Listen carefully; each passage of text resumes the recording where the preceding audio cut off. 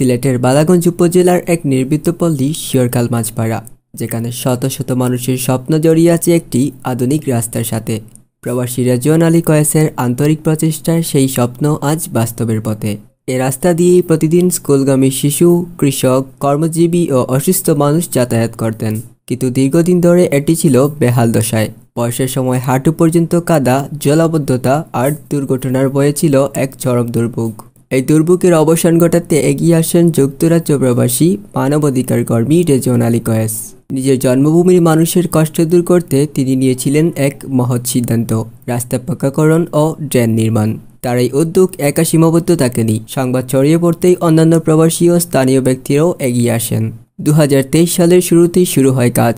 প্রায় অর্ধ কোটি টাকা ব্যয়ে নির্মিত হচ্ছে এই রাস্তা। শিয়রখাল সরকারি প্রাথমিক বিদ্যালয়ের পশ্চিম পাশ থেকে হাজী মরহুম জাবিদ আলীর বাড়ি পর্যন্ত রাস্তার কাজ ইতিমধ্যে অনেকটাই সম্পন্ন হয়েছে। 1500 ফুট দৈর্ঘ্যের মধ্যে 300 ফুট ঢালাই এবং 500 ফুট ড্রেন নির্মাণ শেষ হয়েছে। গত শনিবার 1 ফেব্রুয়ারি রেজওয়ান আলী কয়েস তার পুত্র তাহমিদ আলীকে সঙ্গে নিয়ে সরজমিনে কাজ পরিদর্শন করেন। তারা শুধু রাস্তা নয়, নিজেদের উদ্যোগে নির্মাণাধীন এতিমখানা ও হাফিজিয়া মাদ্রাসার কাজও ঘুরে দেখেন। এ সময় সেখানে উপস্থিত ছিলেন হাজী আব্দুল ওয়াহিদ, আব্দুর রউফ, নজির মিয়া, যুক্তরাজ্য প্রবাসী সাজ্জাদ আলী, মুহাম্মদ তখলিস মিয়া, জিলু মিয়া, আব্দুল শহীদ, এনাম আহমদ, জনু মিয়া, ফয়সল আহমদ সহ আরও অনেকে। উপস্থিত ছিলেন বালাগঞ্জ উপজেলা প্রেস ক্লাবের সহ-সভাপতি সাংবাদিক শাহ মোহাম্মদ হেলাল। সব খাজর দুনিয়ায় সব কিছু পরিকল্পনাকারী কেউ নাই, সব তার পরিকল্পনাকারী হইল গিয়ে আল্লাহ। যারা সমাজসেবা করে অথবা সামাজিক কাজ করে সবেও চেষ্টা করে, মন থাকি যারা চেষ্টা করে, আল্লাহ এরারে সাহায্য করে, সবে সহযোগিতা করা। বাট ও কত কষ্ট আর কি, যে মানে আর্থিক যে সাহায্য, মানে এই যে লান্তি প্রসেসটা, যে সময়টা যেটা যায়, এই সময়টা হয়তো আরো কম লাগলো না যদি সহায়তা আমি বেশি করে পাইতাম। কারণ আমি কোনো সরকার না, আমি এখন নর্মাল পাবলিক। এখানেও আমি সামাজিক কাজ করি, আমার পরিবার আছে, আমারও খরচ আছে। তখন আমি যদি সব ধরনের একটা সহায়তা সাপোর্ট পাইতাম, অথবা বড় করে যদি সবে যদি সহযোগিতা করতাম, তাইলে এত লম্বা টাইম আমরা লাগতো না এই রাস্তাত। আরও সময় এই যে পরিকল্পনা যেগুলো, এগুলো আমার আটটা কিউ আছে, কিন্তু এই কাজটা স্লো হইয়া যার কারণ যে পরিমাণ যে টাকাটা 70-80% হইতে গেলে আমার উপরে প্রেশার, বুঝলেন কথা। তো ইনশাআল্লাহ সবই সহযোগিতা কররা, যার যে তৌফিক আনপার। এই যে এখন যে দুনিয়ায় যে পরিস্থিতিটা, সবারও কিন্তু আর্থিক সংকট, সবাই সেই পারিবারিক বিদেশ গেছে, পরিবারটাকে সাহায্য দিতে সমস্যা ওর, রুজি হতে সমস্যা ওর।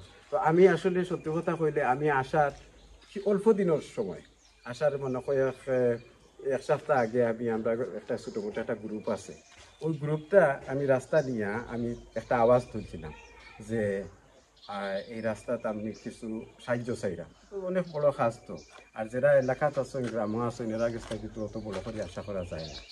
আলহামদুলিল্লাহ আপনারা সারপ্রাইজ হইবা, 24 ঘন্টার ভিতরে আমার আবদার রাখাতে 1,70,000 টাকা গ্রুপটা কিনতে গেছে। আমার সবচেয়ে বড় দান করছেন আমার বাতিজা মৌলানা সালে ইউসুফ খান, এর বাদে আমার তুরন খাবাই সাহ, জলিল, এর বাদে হায়দর, এর বাদে কামরুল, আমার বড় ভাই, আমার গিয়াসমিয়া হিসাব, আমার মামাতো ভাই, ও তার কিছু জায়গা আছে ওখানে, ও সামনে আরও জায়গা আছে, আনোয়ার আলী।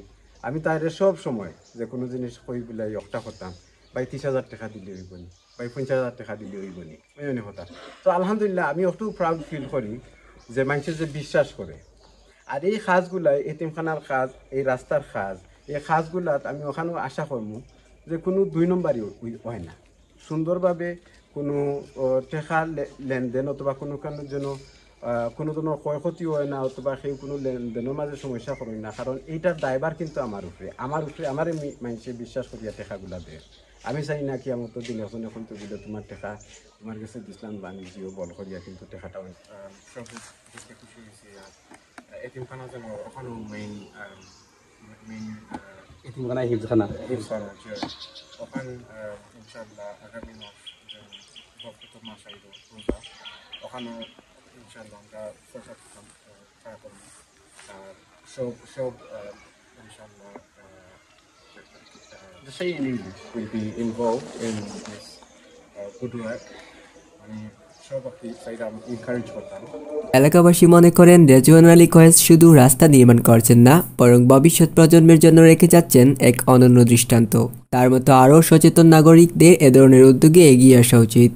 এভাবেই মানবতার সেবায় এগিয়ে আসলেই সম্ভব এক উন্নত সমাজ গঠন। রেজওয়ান আলী কয়েসের এই উদ্যোগ আমাদের মনে করিয়ে দেয়, সাহায্যের হাত বাড়ালে পরিবর্তন সম্ভব। যদি আপনিও চান নিজ গ্রাম কিংবা সমাজের উন্নয়নে ভূমিকা রাখতে, তাহলে আজই নিন একটি উদ্যোগ।